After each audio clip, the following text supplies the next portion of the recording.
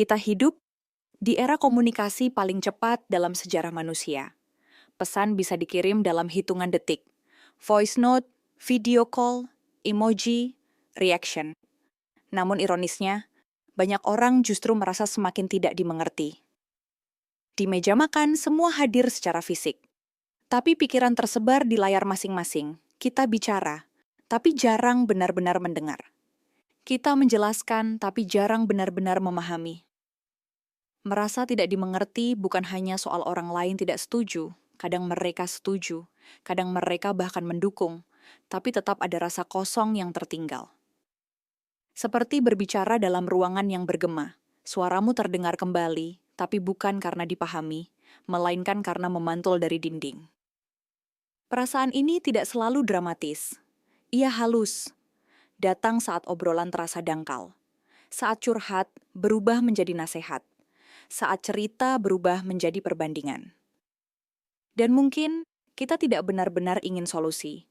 Kita hanya ingin ruang untuk didengar tanpa diubah, ruang untuk ada tanpa diperbaiki. Merasa tidak dimengerti sering muncul sebagai kelelahan sosial. Bertemu banyak orang, tapi pulang dengan perasaan lebih sepi. Kita mulai menyaring cerita. Percuma cerita. Dia pasti tidak akan paham. Sudahlah, simpan saja. Lama-lama kita berbicara versi ringan dari diri kita. Versi aman, versi yang bisa diterima, versi yang tidak terlalu merepotkan orang lain. Ada juga bentuk lain. Kita jadi terlalu panjang menjelaskan, mengulang-ulang konteks, memberi detail berlebihan, berharap dengan semakin lengkapnya cerita, semakin besar kemungkinan dipahami. Atau sebaliknya, kita jadi singkat, tertutup, irit ekspresi. Karena setiap usaha menjelaskan terasa seperti energi yang sia-sia. Secara emosional, muncul rasa frustrasi kecil yang menumpuk. Bukan marah besar, tapi iritasi yang halus. Seperti luka kecil yang terus tersentuh. Dalam hubungan dekat, ini bisa terasa lebih tajam. Karena semakin dekat seseorang, semakin besar harapan untuk dimengerti.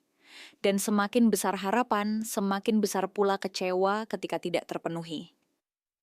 Kadang kita tidak sadar bahwa yang kita rasakan bukan marah, bukan kecewa semata, tapi duka kecil. Duka karena merasa sendirian di dalam pikiran sendiri. Apakah benar orang lain tidak mengerti kita? Atau kita yang tidak tahu bagaimana mengungkapkan diri? Atau mungkin kita sebenarnya tidak sepenuhnya mengerti diri kita sendiri? Apa yang sebenarnya kita harapkan ketika berkata, "Aku cuma ingin dimengerti"?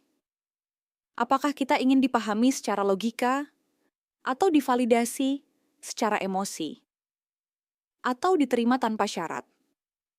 Kadang yang kita sebut tidak dimengerti bukan soal informasi yang gagal tersampaikan, tapi tentang pengalaman batin yang tidak terjembatani.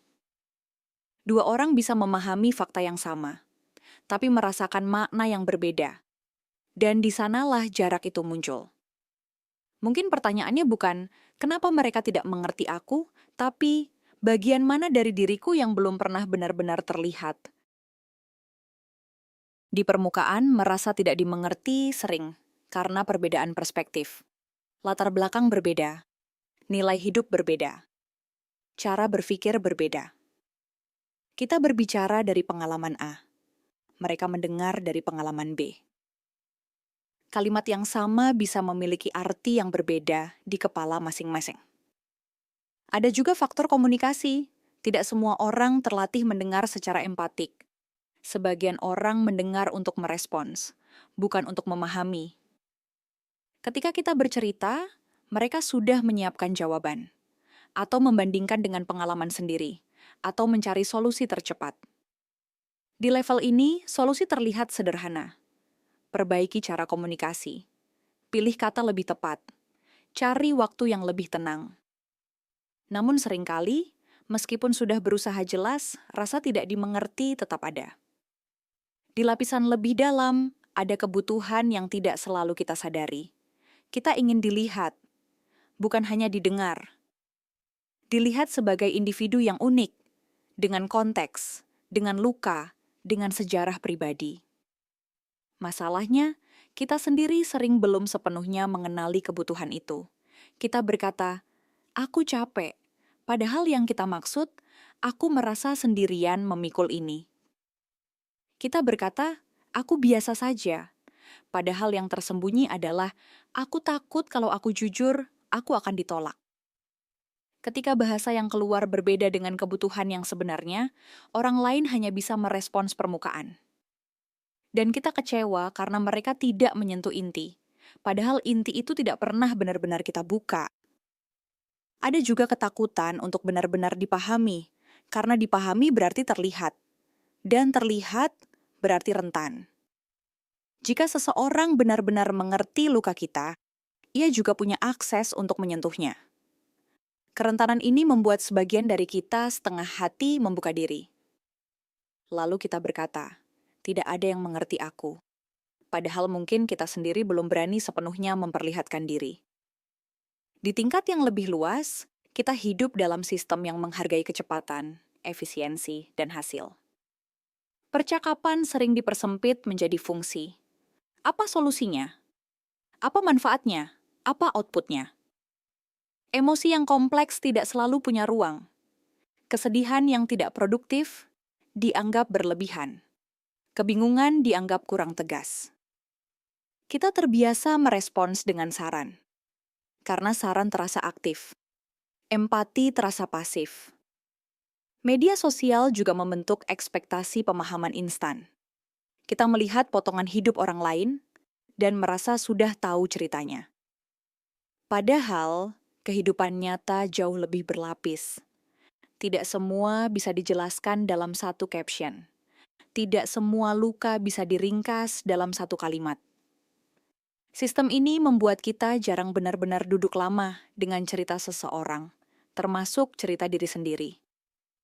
Akibatnya, merasa tidak dimengerti bukan hanya masalah individu, tapi juga gejala budaya yang bergerak terlalu cepat untuk berhenti dan benar-benar mendengar.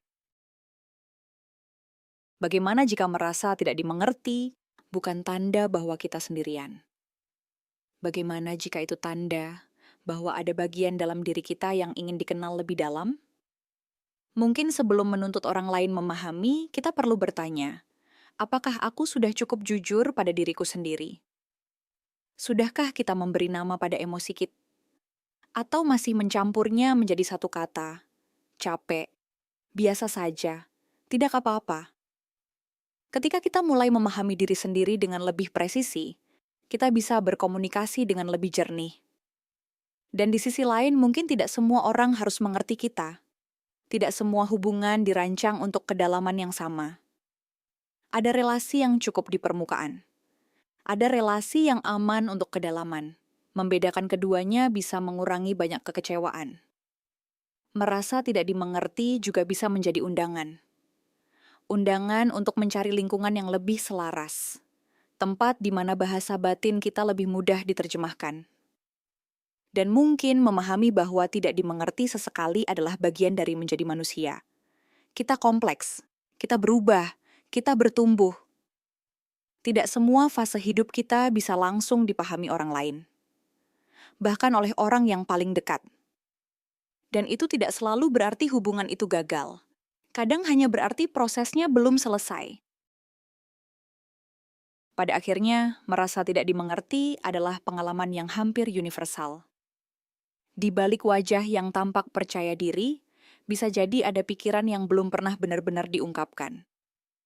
Di balik obrolan ringan, ada lapisan sunyi yang tidak tersentuh. Mungkin setiap orang pernah duduk di tengah keramaian dan diam-diam berpikir, apakah ada yang benar-benar tahu apa yang sedang kurasakan? Dan mungkin orang di sebelahnya memikirkan hal yang sama. Jika demikian, kita tidak sendirian dalam rasa tidak dimengerti itu. Barangkali, langkah kecilnya bukan menuntut dunia memahami kita sepenuhnya. Melainkan mulai dengan satu percakapan yang lebih jujur. Satu kalimat yang lebih autentik. Satu momen di mana kita berani sedikit lebih terbuka. Karena kadang, dimengerti tidak datang dari orang yang paling keras berusaha menjelaskan. tapi dari pertemuan dua keberanian. Keberanian untuk membuka dan keberanian untuk mendengar.